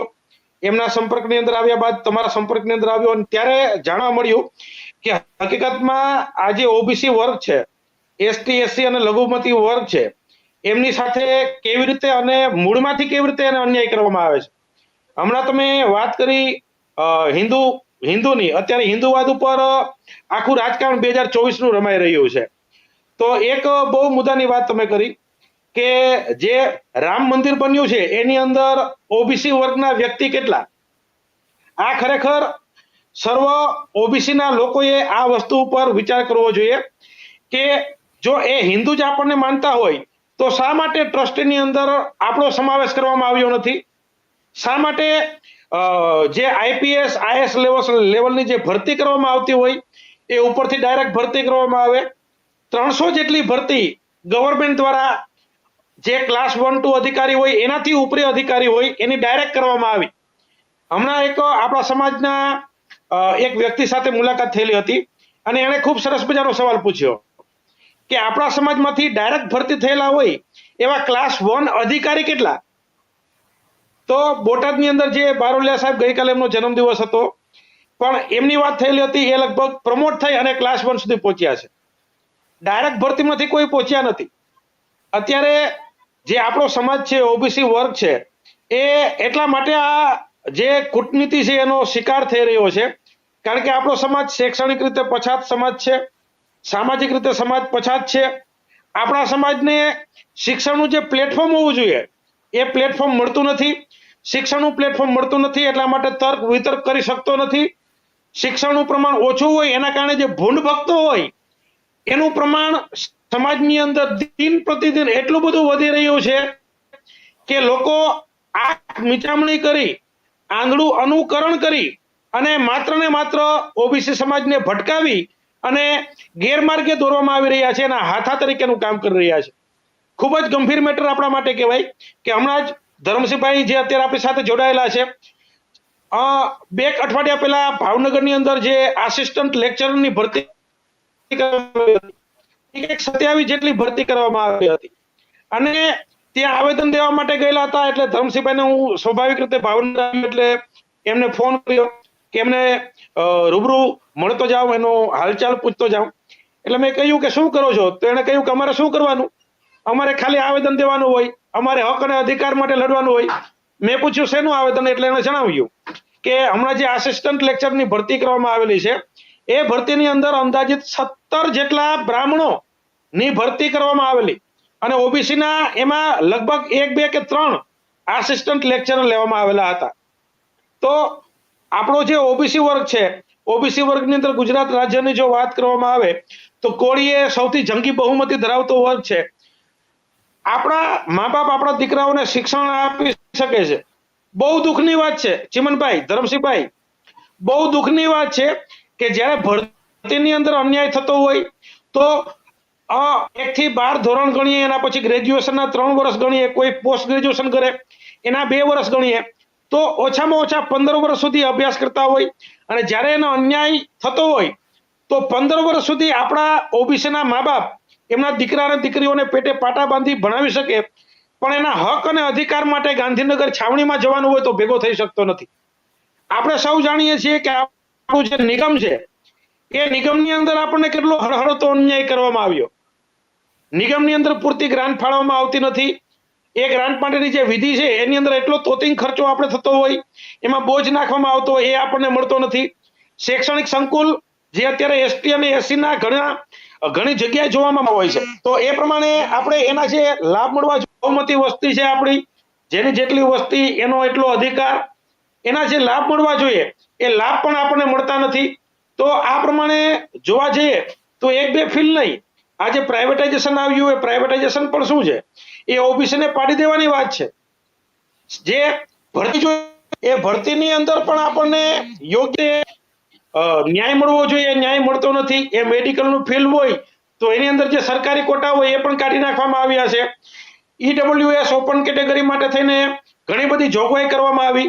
ઓબીસી વર્ગ, એસટી વર્ગ, એના તમામ નિગમ, એની સાથે જોડાયેલા તમામ લોકો એ મૌન રહી અને માત્ર ને માત્ર તમાશો જોઈ રહ્યા છે. એટલે ખૂબ ભયંકર પરિસ્થિતિ અત્યારે તમે જે સ્ક્રીન ઉપર મૂક્યું છે, 500 કરોડ રૂપિયાની જોગવાઈ કરવામાં આવી અને 60 થી વધારે પર્સન્ટેજ ધરાવતી, ટકાવારી ધરાવતી જે ઓબીસી વર્ગ છે એના માટે જેવી રીતે અત્યારે તમે લખ્યું છે કે ઓબીસી, એસટી, એસસી 166 કરોડ શા માટે, અને એ 166 કરોડ પણ મળતા નથી. મુદ્દાની વાત એ છે કે આની આગળની અંદાજિત 25,000 થી વધારે અરજીઓ નિગમની અંદર પડી, જેનો નિકાલ હજુ સુધી આવ્યો નથી. એટલે આપણે બધા જે દીર્ઘદ્રષ્ટિ ધરાવતા હોવા જોઈએ, એના કારણે, અશિક્ષિત હોવાના કારણે જે આપણા રાજકીય વ્યક્તિઓ હોય એમને આગળ ધરી દેવામાં આવે છે અને પ્રતિનિધિ તરીકે આગળ ધરી દેવામાં આવે છે, અને એ એક વ્યક્તિને સાચવી લે એટલે આખો સમાજ છે સચવાઈ જતો હોય છે. આ જે કૂટનીતિ છે એ આપણે સમજતા નથી. પરિણામ જેવી રીતે અત્યારે ધર્મસિંહભાઈ વાત કરતા હતા, આજકાલથી નહીં દશકાઓથી દેશ આઝાદ થયો ત્યારથી આ જ પ્રમાણેની રાજનીતિ રમાઈ રહી છે અને એનો શિકાર છે એ ઓબીસી વર્ગ થઈ રહ્યો છે. અને હજુ પણ જો ઓબીસી વર્ગ સુધાર્યો નહીં, સમજ્યો નહીં, વિચાર્યો નહીં, માત્ર ને માત્ર ઘેટાની જેમ અનુકરણ કરતો આવ્યો, તો એને આ જ હાલતનો સામનો ભવિષ્યની અંદર પણ કરવો પડશે. જી ચિમનભાઈ. ખૂબ ખૂબ આભાર જગદીશભાઈ. મિત્રો, જગદીશભાઈ આપણને બહુ સરસ મજાની વાત કરી કે આપણા લોકોએ ખરેખર શું જાગવું પડશે. એનું કારણ કે એ લોકો તો નથી આપવાના, સાબિત થાય છે એટલા વર્ષના આપણા જો અનુભવ કહે કે નથી આપવાના, તો આપણે જાગવું પડશે. જ્યાં સુધી આપણા હક અધિકાર માટે આપણે નહીં જાગશું તો કોણ જાગશે? આપણે જ જાગવું પડશે ને આપણા હક અધિકાર માટે. સીધી વાત છે. તો આપણી સાથે ગુજરાત કોળી સમાજના પ્રમુખ વલ્લભભાઈ કંટકિયા પણ જોડાના છે. વલ્લભભાઈ, તમને સંભળાય છે ને અવાજ? ઓકે ઓકે, અચ્છા. હવે વલ્લભભાઈ, આ જે કાંઈ આપણા જે હક અને અધિકાર છે એમાં આપણને હક અધિકાર આપવા માટે ક્યાંય મુસ્લિમ સમાજ આડા આવે છે? આપણને ભાજપ વાળા તો સતત એમ કહે કે આ મુસ્લિમ તમારા દુશ્મન છે ઓબીસી ને, એમ કરીને આપણા મત લઈ જાય, આપણને હિન્દુ બનાવીને લઈ જાય. તો મુસલમાન તો ક્યાંય આડા આવતા નથી. તો ખરેખર આડું કોણ આવે છે? ભાજપ વાળા આવે છે કે મુસલમાન આવે છે? એક મિનિટ, એટલે હું તમને સવાલ પૂછું છું કે ગુજરાત કોળી સમાજના પ્રમુખ તરીકે કોળી સમાજને તમે શું સંદેશો આપવા માંગો છો? અને બીજો પણ સાથે એક સંદેશ છે કે એસસી અને એસટી એટલે કે દલિત આદિવાસીને એના વસ્તીના પ્રમાણમાં હક અને અધિકાર મળે છે. તો હવે રહી વાત બાકીની ઓબીસીની, જેની 52 થી 65% વસ્તી છે, તો એ 52 અને થી 65% વસ્તીનો જે હિસ્સો એને 27% નથી મળતો પૂરો, 13-14%, 12%, 6% ક્લાસ 1 માં. તો બાકીનો જે ઓબીસી નો હિસ્સો છે, આ જે કોળી સમાજનો હિસ્સો છે, એ કોણ ખાઈ જાય છે? વલ્લભભાઈ કંટકિયા, આજના વિષય બાબતે તમારું શું કહેવાનું છે? જય સંવિધાન, જય ભારત. દરેક દર્શક મિત્રોને નમસ્તે. પેનલમાં બેઠેલા દરેક મિત્રોને નમો બુદ્ધાય. ચિમનભાઈએ આપ બહુ સરસ વાત કરી કે ઓબીસી સમાજના અને ખાસ કરીને કોળી સમાજની બહુમત વસ્તી ગુજરાતની અંદર 35% જેવી થવા જાય, તો ઈ જે આપણા સરકારી મળવા જોવે એ મળતા નથી મળતા. એનું તો આપણી નેતાગીરી છે, કારણ કે આપણા નેતાઓ કોઈ પણ જાતનું બંધારણનું જ્ઞાન છે જ નહીં.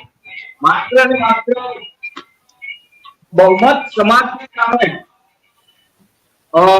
કોઈ સમાજ પાસેથી મત લઈએ ઉપર પક્ષમાં એમને કઈ ઉપજતું નથી, બોલી નથી શકતા, નથી બોલતા, એનું કારણ છે કે એમને જ્ઞાન નથી. થાય એક તમને સામાન્ય દ્રષ્ટાંત આપીશ કે આપણા ઘરે સામાન્ય એક નાનો એવો જમણવાર હોય તો આપણે એમનું આયોજન કરશું કે ભાઈ કેટલા લોકોને આપણે આમંત્રણ આપશું જમવા માટે, કેટલા લોકો જમવા આવશે, અગાઉથી આયોજન કરીને એ પ્રમાણે આપણે મીઠાઈ મંગાવતા હોય છે, રસોઈ બનાવતા હોય છે. પણ એ ક્યારે કે આપણે કેટલાને આમંત્રણ આપ્યું એ ફિગર આપણી પાસે હોય તો હવે એક આપણે બધાને આમંત્રણ દઈ દઈએ અને ગણતરી ન કરીએ અને મીઠાઈ બનાવીએ તો કાં વધે, જમણવાર કરીએ રાખીએ દે રસોઈ બનાવીએ તો કાં વધે અને કાં ઘટે આપણા તકલીફ થઈ જાય. આ જ પરિસ્થિતિ આખા ભારતની અંદર ઓબીસી સમાજની છે. 1931 પછી એક પણ વાર ગણતરી જાતિ આધારિત વસ્તી ગણતરી થઈ નથી. દેશની અંદર નાનામાં નાના જીવ પશુ પંખીઓની ગણતરી થતી હોય છે પણ એક આમ મનુષ્ય ઓબીસી સમાજ એને મનુષ્ય નથી ગણતા એટલે એમની ગણતરી હતી નથી. તો હાલ ટૂંક સમયમાં લોકસભાની ચૂંટણી આવી રહી છે તો એક કોળી સમાજના પ્રમુખના નાતે હું સંદેશ આપીશ કોળી સમાજને કે ઉમેદવાર કોઈ પણ સમાજનો હોય, કોળી સમાજનો હોય તો એને કોળી સમાજના નામે મત નહીં આપો, પણ આવે તો એમની પાસે એક વચન લ્યો કે તમે અમારા સમાજ માટે સંસદમાં શું અવાજ ઉઠાવશો, તમારી પાસે શું જ્ઞાન છે અમારા કોળી સમાજનું, અમારા કોળી સમાજને વસ્તીના પ્રમાણમાં પ્રતિનિધિત્વ મળે છે, અમારા હક અધિકારો મળે છે, નથી મળતા તો કેમ નથી મળતા અને એ અપાવવા માટે આપ શું પ્રયાસ કરશો. એ આ સવાલ દરેક કોળી સમાજના જાગૃત નાગરિકોએ કરવો જોઈએ અને વ્યક્તિ વિશેષ ઉપર વડાપ્રધાન પૂછવાનો આપણને કોઈને અધિકાર નથી. આપણા પ્રતિનિધિ છે એ વડાપ્રધાન પૂછતા હોય છે એટલે આપણે વડાપ્રધાનને મત નથી આપતા. આપણા જે પ્રશ્નો યોગ્ય રીતે સચોટ રીતે રજૂઆત કરી નિરાકરણ લાવી શકે એવા ઉમેદવાર પસંદ કરવા કે નહીં કે જાતિ આધારે જ્ઞાતિ આધારે ખાલી મત ઠોકીને વૈયાવા અને ત્યાં આંગળી ઊંચી કરવા સિવાય એક પણ શબ્દ સમાજના જયારે અન્યાય થતો હોય, અત્યાચાર થતો હોય કે સમાજને કોઈ પણ હક હિસ્સા આપવાના હોય તો ન મળતા હોય એના માટે અવાજ ન ઉઠાવતા હોય એવા નેતાઓને ક્યારેય પણ ચૂકવા નહીં જોઈએ. અસ્તુ. જય સંવિધાન. ખૂબ ખૂબ આભાર વલ્લભભાઈ. મિત્રો, વલ્લભભાઈની વાત સાંભળી તમે. કોળી સમાજે મત કેવી રીતે આપવાના તો કે ભાઈ જે પાર્ટી આપણા હક અને અધિકાર આપવા માંગતી હોય એને એ જોઈને આપણે આપવાનું. જે લોકો આપણને હક અને અધિકાર આપવા જ નથી માંગતા અથવા આપણા માટે બોલવાના નથી તો એને મત આપીને શું ફાયદો છે. ધરમજીભાઈ દાપા આપણી સાથે જોડાયેલા છે. ધરમજીભાઈ, સુરેન્દ્રનગરની અંદર હમણાં એક સોશિયલ મીડિયામાં જોવા મળે છે કે ત્યાં ભાજપે ચુવાળિયા કોળી સમાજને ટિકિટ આપી તો તળપદા કોળી સમાજના લોકો ભેગા થયા અને માંગણી મૂકી ભાઈ અમારે તળપદા કોળી સમાજને જ આપો. તો ખરેખર તો જોઈએ તો લોકસભામાં તો અગાઉ તળપદા કોળી સમાજના, ચુવાળિયા કોળી સમાજના ઘણા બધા સંસદ સભ્યો ગયા પણ આપણા હક અધિકાર વિશે તો ક્યારેય બોલ્યા નથી. તો તળપદા કોળી ચૂંટાય કે ચુવાળિયા કોળી ચૂંટાય પણ આપણા હક અધિકાર માટે જો કોઈ બોલવાના જ નથી તો આપણા એ શું કામના આપણે. તો ખરેખર એ આપણે ખરેખર કોણ મૂક્યા એના કરતા આપણા માટે શું કરે છે, આપણા હક અધિકાર માટે બોલે છે કે નહીં, તો એ બાબતે આપણને શું કહેવાનું છે. અને બીજું ધરમજીભાઈ, તમને હજી એક બીજો સવાલ કરું કે તમે એક પાર્ટીના પ્રમુખ છો, રાષ્ટ્રીય અધ્યક્ષ છો, તો જે તમારે લડાઈ છે એ સામે જેની પાસે 6,000 કરોડ છે જે ચૂંટણી ભંડોળ લીધું ઇલેક્ટ્રોલ બોન્ડના નામે, હવે આપણા લોકોનો મહિને 6,000 પગાર હોય એ લોકોને તો દાન 6,000 કરોડ રૂપિયા મળ્યું તો આમની બેયની લડાઈ સમાનતા નથી, તો આ અસમાનતાની લડાઈ કેવી રીતે થશે? તો એના માટે થઈને આપણા લોકોએ શું કરવું પડે, શું જાગવું પડશે? ધર્મસિંહભાઈ થાપા. પ્રશ્ન તો કઈ સમજાવ કોળી સમાજને જે એક તો આ સુરેન્દ્રનગરની મેં વાત કરી કે ભાઈ સુરેન્દ્રનગરમાં જે તળપદા ચુવાળિયા છે લડાઈ, એ ખરેખર તળપદા કે કોળી સમાજની લડાઈ નથી. આપણા હક અધિકાર માટે બોલે એવા આપણે જો આપણા પ્રતિનિધિ જોઈએ. હા, એટલે સંસદ સભ્યો પણ આપણા હક અધિકાર માટે બોલ્યા જ નથી. તો એ તળપદા કોળી તો સમાજમાં ભાગલા પાડવાની જેવી વાત થાય ને. ખરેખર તો આપણે એવું કેવું જોઈએ કે ભાજપ વાળાએ જો આપણા હક અને અધિકાર આપતા જ નથી તો એમાં તળપદા જાય કે ચુવાળિયા જાય, ફેરવું પડશે. હા ધર્મસિંહભાઈ. હા સાહેબ, તમે જે પ્રશ્ન કર્યો એ મહત્વનો છે. આ 3% વાણિયા બ્રાહ્મણનું મોટા મોટું કાવતરું છે કે પેલા દરેક સમાજને ભાગલા પડાવ્યા, કડવા લેવા, આ ઘણા બધા લોકોના ભાગલા પડાવ્યા છે. અને આ બ્રાહ્મણોની તે નીતિ છે ભાગલા પાડો ને રાસ કરાવો. જે મોટી જાતિ આવે એને અંદર અંદર બધાડવાની. આજે વર્ષોથી દેશ આઝાદ છે ત્યારથી કે સુવાળિયા કોળી હોય કે તળપદા કોળી હોય કે ઘેડિયા કોળી હોય કે ખારવા કોળી હોય, આજે વિધાનસભામાં ગયા કે પાર્લામેન્ટમાં ગયા. હવે જે આપણા વસ્તીના પ્રમાણ આપણા અનામત હોવી જોઈએ, આપણા ડોક્ટરો હોવા જોઈએ, વસ્તીના પ્રમાણ કલેક્ટરો હોવા જોઈએ. આજે કોળી ઓબીસી 54% છે. તો મને આજ પણ એક પણ સુવાળિયા કોળી કે તળપદા કોળી કે ઘેડિયા કોળી ખારવા કોળી આપણા મતથી સુતાઈને વિધાનસભામાં ગયા કે પાર્લામેન્ટમાં ગયા. આજે એને મંડળ કમિશનનો પૂરેપૂરો અમલવાર થાય, એના કોઈ અવાજ ઉઠાવ્યો? આપણા ભાગની નોકરીઓ આ 2-3% વાણિયા બ્રાહ્મણ ખાઈ જાય છે, એના માટે કોઈ અવાજ ઉઠાવ્યો? આપણી વસ્તી ગણતરી કરવા માટે નેવાના પાણી મોપ થાય છે અને એ લોકોને 10% ગમે તે લઈને બજેટ પણ વધારે આપી દે છે. એટલે સુવાળિયા તળપદાનો ખેલ નથી, આ વાણિયા બ્રાહ્મણનું મોટું કાવતરું છે. આ બે સમાજ વચ્ચે દંગા ફસાદ કરાવવા, વર્ગ વિગ્રહ કરવો અને કાયમ માટે આપણે હંમેશા સુવાળિયા તળપદા જેમ પાકિસ્તાન ભારતની મેચ હોય એમ આ લોકો જંગ ખેલાવવા માંગે છે. એટલે હું ગુજરાતના સમસ્ત કોળી સમાજને વિનંતી કરું છું કે આ વાણિયા બ્રાહ્મણના ષડયંત્રમાં ફસાશો નહીં. હું તો એમ કહું છું કે આ ઝઘડાનું મૂળ, આપણી સમસ્યાનું મૂળ આ જ વાણિયા બ્રાહ્મણની પાર્ટીઓ છે. આ વાણિયા બ્રાહ્મણની પાર્ટીઓને આપણે 7% દેવાનું બંધ કરવું જોઈએ. એમાં એક પણ મત આપણે ઇલેક્શન લડવી જ ન જોઈએ. જો હમણે 56% ઓબીસી સમાજ છે એ કોંગ્રેસ, ભાજપ કે આમ આદમી પાર્ટીમાંથી એક પણ ટિકિટ ન લે અને અપક્ષ લડે તો કોઈને બાપાની તાકાત નથી કે વસ્તીના પ્રમાણે આપણા અધિકારો રોકી શકે. ઓબીસી ને ખબર હોવી જોઈએ કે આપણી તાકાત શું છે. આ વાણિયા બ્રાહ્મણોને આપણા મત લેવા હોય તો ઓબીસી ને હિન્દુ ગણે છે અને જયારે આપણા અધિકારોની વાત કરીએ, વસ્તીના પ્રમાણમાં અનામતની વાત કરીએ અને આપણને મુસલમાનો લડાવે છે. અને 75 વર્ષથી ઓબીસી નો વિરોધ માત્ર આ જ વાણિયા બ્રાહ્મણો કરતા આવ્યા છે અને એ કરે છે. મને એક પણ ભારતમાં અને ગુજરાતમાં એક પણ મુસ્લિમ સમાજે, હું મુસ્લિમ સમાજનો દલાલ નથી, હંમેશા યાદ રાખજો, હું મુસ્લિમને તરફેણ કરવા નથી માંગતો, પણ જે વાણિયા બ્રાહ્મણો મારા ઓબીસી કોળી સમાજને હિન્દુના નામે આ લડાવે છે તો શા માટે? આ ઓબીસી હિન્દુ છે તો કયો હરામખોર નાલાયક આ ઓબીસી હિન્દુની નોકરી ખાઈ જાય છે? જે ઓબીસી હિન્દુની નોકરી ખાઈ જતો હોય એ હરામખોર નાલાયક છે. એ હિન્દુ નહીં હોય.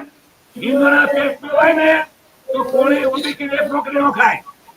એટલે હિન્દુના પેટનું નહીં હોય, એ બીજાના પેટનું છે તો જ આપણી નોકરી ખાતો હોય છે. એટલે ખાસ કરીને સુરેન્દ્રનગરમાં જે આ બ્રાહ્મણોએ ખેલ પાડ્યો છે એ આપણા કોળીને ઝઘડાવાનો હું સમસ્ત કોળી સમાજને વિનંતી કરું છું કે આ તળપદામાં બાધોમાં અસલી દુશ્મનને ઓળખો. જ્યાં સુધી અસલી દુશ્મનને નહીં ઓળખો ત્યાં સુધી આપણો સત્તાને આપણે કાઢ્યો. એટલે સુરેન્દ્રનગરના સમસ્ત કોળી સમાજને કહેવા માંગુ છું, તમે વહેલી તકે એક જગ્યાએ બેઠક કરો અને આ લોકોની જે સાલ છે, કાવતરું છે, એ આપણું ફેલ એનું ફેલ થવું જોઈએ. ચીમનભાઈ, આપણે પણ જરૂર પડે તો ત્યાં જવું પડે. ત્યાં ષડયંત્ર મોટું છે, અંદરો અંદર બધારી કાયમ માટે સોળિયા તરફદારી મોટી ખાઈ ઉભી થાય એ ન થવી જોઈએ અને એ થવા જોઈએ. એટલે ખાસ કરીને સોળિયા કોળી તરફદાર કોળી એ આપણે એક જ છીએ અને એક રહેવું જોઈએ. સમસ્ત કોળી સમાજના નામે ઇલેક્શન લડો, સમસ્ત ઓબીસી ના નામે લડો. આજે ઓબીસી ને નામે લડશો તો તમને કોઈ ઝઘડા નહીં કરે.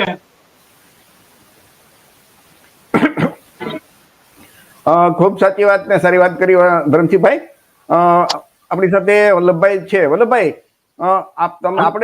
તમે તો ગુજરાતના સમસ્ત કોળી સમાજને એક કરવાની વાત કરો છો અને સુરેન્દ્રનગરમાં તળપદા ચુવાળિયાનો વિવાદ ઉભો કરે તો ખરેખર તો આપણે તળપદા કે ચુવાળિયાના નામે બંધારણમાં કોઈ હક અધિકાર મળવાના નથી. બંધારણમાં તો આપણને ઓબીસી ના નામે, એસસી નામે કે એસટી ના નામે મળે. તો ત્યાં સંસદમાં જઈ અને તો ઓબીસી ના નામે જ એને બોલવું પડશે કે ઓબીસી ના હક વિશે જ માંગવા પડશે. તો જે વ્યક્તિ ઓબીસી ના હક કે અધિકાર માટે અગાઉ આપણે જોયું કે તળપદા હોય કે ચુવાળિયા હોય એ ધારાસભ્યો, માનો કે મુંજપરા સાહેબ છે, એ વખતે પેલા ફતેપરા છે, રાજેશભાઈ ચુડાસમા છે, ભાવનગરના સંસદ સભ્યો છે, એ તો કઈ બોલ્યા નથી.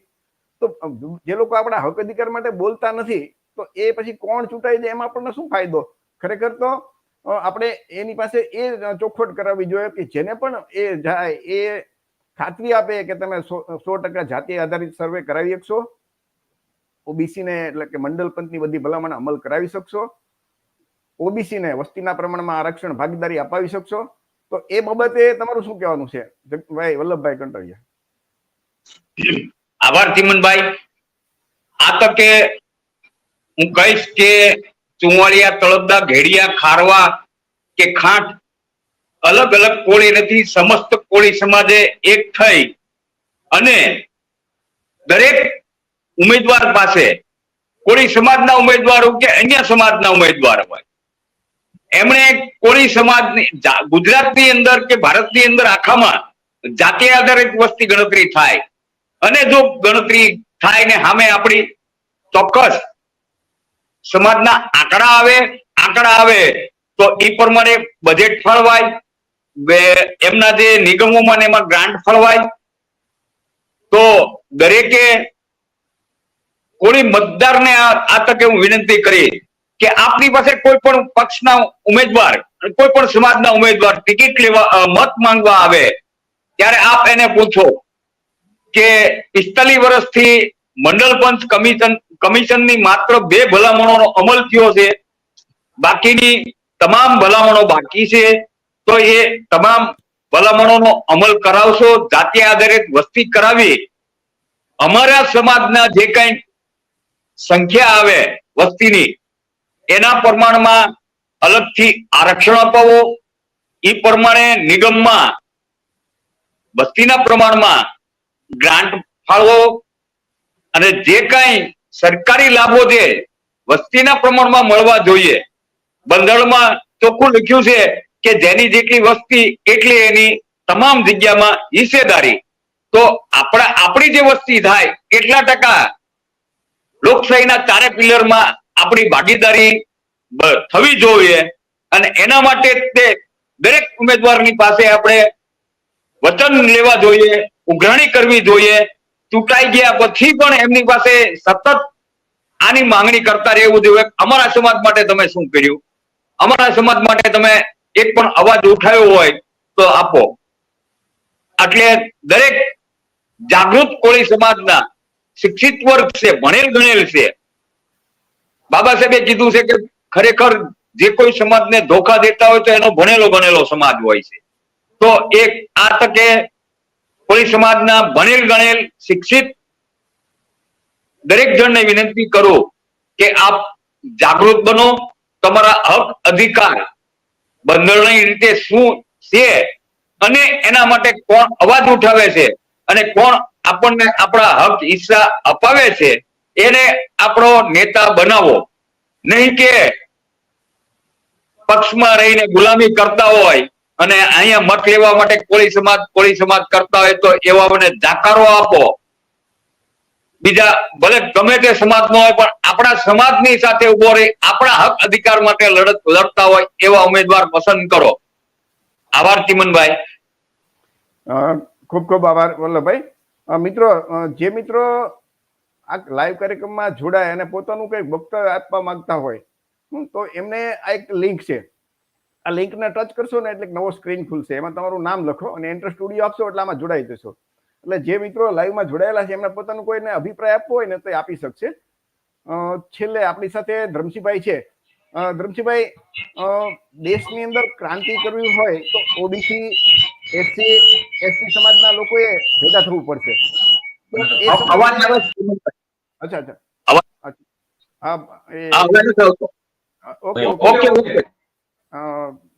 ધરમસિંહભાઈ, ઓબીસી, એસસી, એસટી સમાજ ને તમારો છેલ્લે શું સંદેશ છે ઓબીસી, એસસી, એસટી સમાજને એ એક થાય એના માટે આ તમારો શું સંદેશ છે આપણા હક અધિકાર લેવા માટે?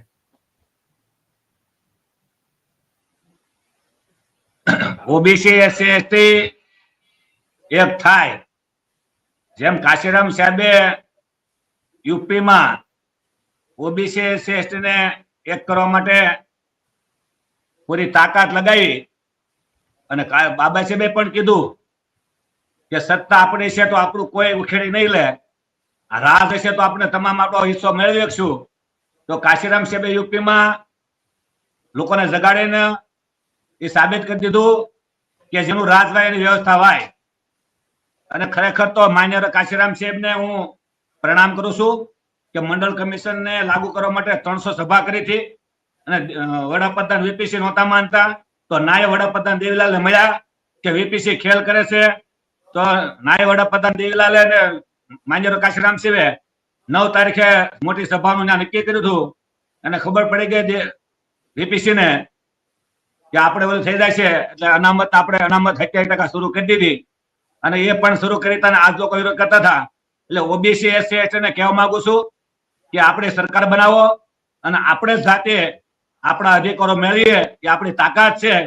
અને બાબા સાહેબે કીધું કે ભાઈ આપણી મૂળ સમસ્યા સત્તા છે, સત્તા ઇઝ માસ્ટર કી છે. તો દરેક પ્રશ્નનું સોલ્યુશન માત્ર સત્તા છે. તો આપણે રાજ લેવાની વાત કરી, આપણો પક્ષ, આપણી સરકાર અને આપણી વ્યવસ્થા શા માટે આપણે 2-3% વાણિયા બ્રાહ્મણ તળિયા છાંટવા જોવે? એટલે ખાસ કરીને આજનો કોળી, ઓબીસી, એસસી નો એક જ સંદેશો છે કે આપણી પાર્ટી, આપણી સરકારને આપણો મત દઈએ અને આપણી વ્યવસ્થા કરીએ. અને આપણે બાબા સાહેબે આપેલા સંવિધાનને જે પણ આપણે વ્યવસ્થા છે એ આપણે સાથે આપણે વ્યવસ્થા મેળવીએ. જો 75 વર્ષથી આપણે ન સમજીએ તો આ વાણિયા બ્રાહ્મણ આપણને ગધેડા સમજે છે, આપણને મૂર્ખ સમજે છે. આપણે મૂર્ખ ન થવું જોઈએ અને ઓબીસી, એસસી, એસટી સમાજને સાથે મળીને કામ કરવું જોઈએ. જે મહાપુરુષોએ જ્યોતિરાવ ફૂલેથી માંડી, રામાસ્વામી પેરિયાથી માંડી અને સાવજી મહારાજે અને બાબા સાહેબે એવા અનેક મહાપુરુષે આપણી વ્યવસ્થા માટે જેને અમે સંઘર્ષ કર્યો છે એની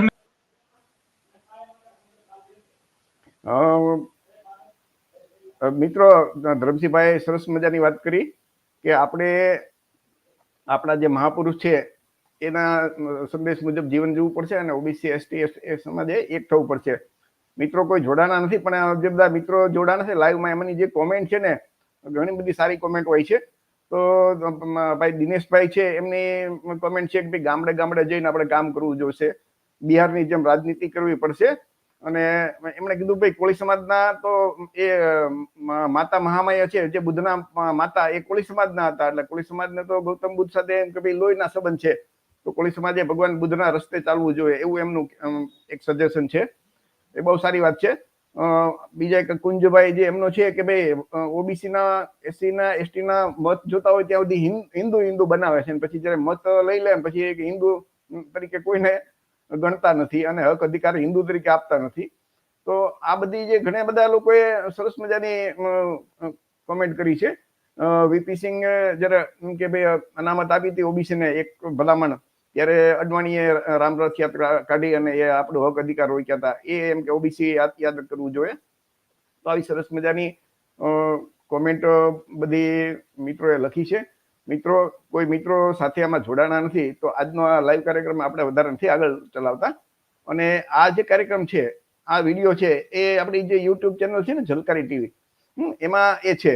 તો દરેક મિત્રોને વિનંતી કે આ ઝલકારી જે ટીવી ચેનલ છે આપણી ઝલકારી ટીવી, એને લાઈક અને સબસ્ક્રાઇબ કરજો. અને આ વિડીયો કાયમ માટે એના ઉપર પડ્યો રહેવાનો છે. તો તમારા જે ઓબીસી ના મિત્રો છે ગામડામાં, જે કોઈ જે આ એસસી ના મિત્રો છે ને જાગૃત, એમને પણ વિનંતી કે તમારા ઓબીસી ના મિત્રો છે એમના વિડીયો કેજો, જુએ કે કોળી સમાજના જે બધા વક્તાઓ છે એ બધાનું શું કહેવાનું છે અને ઓબીસી સમાજે શું ખરેખર જાગવું જોઈશે, એ બધું તમે એમને સમજાવજો. અને મિત્રો, આ જાણકારી જ્યાં સુધી આપણે ઘર ઘર સુધી નહીં પહોંચાડીએ ત્યાં સુધી આપણો સમાજ જાગશે નહીં. કેમ કે જે મેઇન મીડિયા ટીવી ચેનલો છે ને એ તો આપણી વાત ક્યારેય કરવાના નથી. તો ફરીથી આજે જે પણ મિત્રો લાઈવમાં જોડાણા અને જે મિત્રો સતત સાથે રહીને આમાં કોમેન્ટ લખી, દરેક મિત્રોને ખૂબ ખૂબ આભાર.